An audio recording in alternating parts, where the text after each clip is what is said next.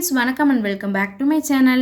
இன்னைக்கு நம்ம top 10 kitchen tips தான் பார்க்க போறோம். எல்லாருக்குமே கண்டிப்பா யூஸ்ஃபுல்லா இருக்கும் நம்புறேன். வீடியோ ஸ்கிப் பண்ணாம பாருங்க. வீடியோ பிடிச்சிருந்தா லைக் பண்ணி subscribe பண்ணிக்கோங்க.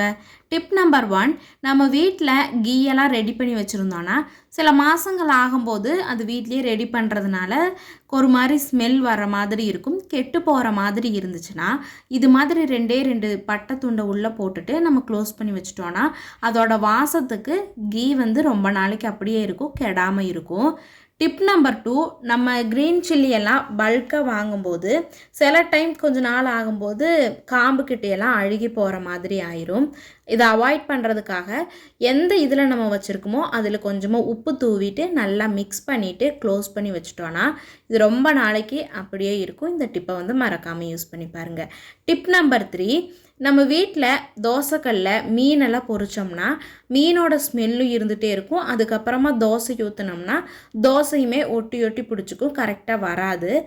இதை வந்து சரி பண்ணுறதுக்காக தோசைக்கல்லை நல்லா சூடு பண்ணிவிட்டு மேலே கொஞ்சம் உப்பு தூவிட்டு பசும்பாலும் சேர்த்து நல்லா வந்து கொதிக்கும்போது ஸ்டவ் ஆஃப் பண்ணிவிட்டு அந்த சூட்டோடையே ஸ்க்ரப்பர் வச்சு நல்லா அப்ளை பண்ணி விட்டுடலாம், எல்லா இடத்துக்கும் படுற மாதிரி. அதுக்கப்புறம் நம்ம வாஷ் பண்ணிவிட்டு ஆயில் அப்ளை பண்ணி தோசை சுட்டோம்னா தோசை நல்லா கிறிஸ்பியாக வரும். இதை மறக்காமல் ட்ரை பண்ணுங்கள். டிப் நம்பர் 4, தேங்காயெல்லாம் உடைச்சதுக்கப்புறமா இந்த குடுமியை வேஸ்ட்டாக தான் தூக்கி போடுவோம். அதில் சூப்பரான 2 டிப்ஸ் வந்து பார்க்கலாம். இந்த தேங்காயோட குடுமியை எல்லாத்தையும் சமமாக வச்சுட்டு மேலே ரப்பர் பேண்டோ அப்படி இல்லைன்னா நூலோ வச்சு நல்லா டைப் பண்ணிட்டோம்னா இது மாதிரி வந்து கிடைக்கும். இதை வந்துட்டு நம்ம ஆயில் பாட்டில்ஸில் இந்த தோசைக்கல் ஆயில் அப்ளை பண்ணுற பாட்டில்ஸில் போட்டு வச்சிட்டோன்னா தோசை சுடுறதுக்கு முன்னாடி ஆயில் அப்ளை பண்ணுறதுக்கு சூப்பராக வந்து யூஸ்ஃபுல்லாக இருக்கும். டிப் நம்பர் 5, அதே குடுமியை இது மாதிரி குச்சியில் கரெக்டாக நம்ம அரேஞ்ச் பண்ணிவிட்டு த்ரெட்டில் நாட் போட்டுக்கலாம். அப்படி இல்லைன்னா ரப்பர் பேண்ட்லேயும் வந்து நல்லா டைட்டாக போட்டு விட்டுடலாம். இது மாதிரி நம்ம பண்ணி வச்சுக்கிட்டோன்னா விண்டோஸோட கார்னரெல்லாம் க்ளீன் பண்ணுறதுக்கோ இந்த சிங்கோட கார்னர்லையெல்லாம் பாசமெல்லாம் பிடிச்சிருக்கும், அதையெல்லாம் க்ளீன் பண்ணுறதுக்கு சூப்பராக இது வந்து ஒர்க் ஆகும். இந்த டிப்பை வந்து மறக்காமல் ட்ரை பண்ணி பாருங்கள். இப்போ இது மாதிரி நல்லா டைட்டாக நாட் போட்டோம்னா தான் க்ளீன் பண்ணுறதுக்கு கொஞ்சம் ஈஸியாக இருக்கும், கலண்டு போகாமல் இருக்கும். இதை வந்து நெக்ஸ்ட் டிப்பில் எப்படி யூஸ் பண்ணுறதுன்னு பார்க்கலாம். டிப் நம்பர் 6, நம்ம வீட்டில் நான்வெஜ் எல்லாம் சமைக்கும்போது நான்வெஜ் எல்லாம் சிங்கில் கழுவி விடுவோம். அப்படி இல்லைன்னா இந்த ஆனியன் எல்லாம் வந்து கழுவும்போது சிங்கில் ஒரு ஸ்மெல் வந்துகிட்டே இருக்கும். பாசமெல்லாம் சிங்கில் இந்த ஓரத்துலலாம் பிடிச்சிருந்ததுன்னா ப்ளீச்சிங் பவுடரும் உப்பும் நல்லா தூவி விட்டுட்டு இது மாதிரி நல்லா வந்து தேய்ச்சி விட்டுட்டு கொஞ்சம் நேரத்துலையே நல்லா சூடாக இருக்கிற தண்ணியை ஊற்றி விட்டுட்டோன்னா சிங்கில் இந்த ஸ்மெல்லு வர்றதையும் அவாய்ட் பண்ணலாம். பாசமெல்லாம் இருந்துச்சுன்னா வேகமாக வந்து க்ளீன் ஆயிரும். அதுக்கு வந்துட்டு நான் இப்போ நம்ம ரெடி பண்ணின ப்ரஷ்ஷை தான் யூஸ் பண்ணி க்ளீன் பண்ணேன், சூப்பராகவே வந்து க்ளீன் ஆயிடுச்சு. டிப் நம்பர் 7, நம்ம இந்த சம்மர் சீசனில் இனிப்பு எங்கே வச்சுருந்தோம்னாலுமே எறும்பு வந்துகிட்டே இருக்கும்.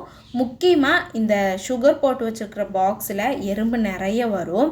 இதை அவாய்ட் பண்ணுறதுக்காக 2 கிராம்பு துண்டு போட்டு வச்சிட்டோன்னா எறும்பு வராது. டிப் நம்பர் 8, நம்ம வீட்டில் யூஸ் பண்ணுற oil can, oil bottle, bowl இது மாதிரி இருக்கிறத க்ளீன் பண்ணுறதுனா ரொம்பவே கஷ்டப்படுவோம். எத்தனை டைம் நம்ம வாஷ் பண்ணாலும் அந்த ஆயிலோட பிசுபிசுப்பு போகாது. அப்படி இருக்கிற டைமில் நம்ம வேஸ்ட்டாக வச்சுருக்கிற கோதுமை மாவு, அரிசி மாவு இருந்துச்சுன்னா இது மாதிரி நல்லா உள்ளே போட்டு ஸ்க்ரப் பண்ணி விட்டுறலாம்.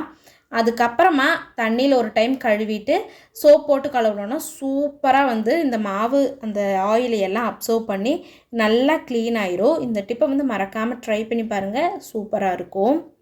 இப்போ பார்த்தீங்கன்னா மாவு வந்து ஃபுல்லாக ஸ்க்ரப் பண்ணிவிட்டு வாஷ் பண்ணின உடனேயே நல்லா வந்து ஆயிலெல்லாம் போயிடும்.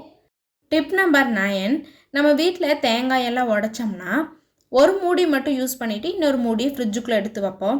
அது 2-3 நாள் ஆகும்போது மேலே ஒரு எல்லோ கலர் மாதிரி ஃபார்ம் ஆகி ஃபங்கஸ் ஃபார்ம் ஆகும். அதை அவாய்ட் பண்ணுறதுக்கு ஆயில் அப்ளை பண்ணி வச்சோம்னா போதும். டிப் நம்பர் 10, வீட்டில் இந்த வெயில் காலத்தில் எப்படி தான் மாவாட்டி நம்ம ஸ்டோர் பண்ணாலும் வேகம் வந்து புளிச்சிரும். அது புளிக்காமல் இருக்கிறதுக்காக ஒரே ஒரு பச்சை மிளகாய் தான் சேர்த்தணும். வரமிளகாய் சேர்த்தனோம்னா மாவு வந்து ரொம்ப புளிச்சிரும். பச்சை மிளகாய் சேர்த்திட்டு க்ளோஸ் பண்ணி வச்சிட்டோம்னா ரொம்ப நாள் இருக்கும். இந்த டிப்ஸ் எல்லாம் நீங்களும் ஃபாலோ பண்ணிவிட்டு எப்படி இருந்ததுன்னு கமெண்ட் பண்ணுங்கள்.